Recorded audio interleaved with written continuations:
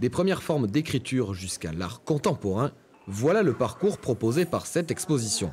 L'art du trait vu par Chen Nan. Le designer chinois se veut l'héritier de ses plus lointains ancêtres. Il a réfléchi pendant quelques mois à des propositions pour le musée Champollion et une exposition qui mettrait à la fois en valeur cette écriture archaïque chinoise, donc ce patrimoine culturel, mais aussi, grâce à ses compétences en design graphique, en art contemporain, insuffler cette modernité pour envahir le musée, parce que c'est presque le mot qu'il faut utiliser.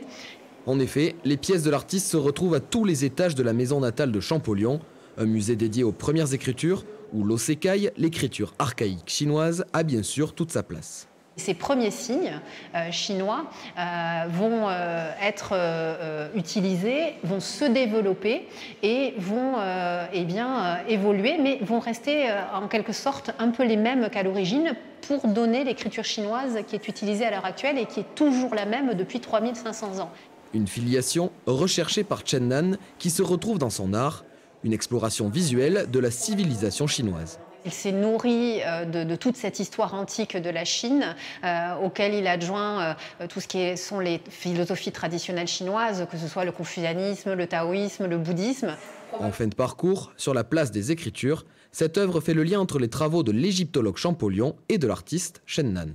De la manière où on peut aller rechercher des signes antiques sur cette œuvre qu'il a créée, on va aller sur la pierre de Rosette qui est posée à plat devant, retrouver les hiéroglyphes. Avant de déménager aux Pays-Bas, l'exposition reste présente au musée jusqu'au 25 mai prochain.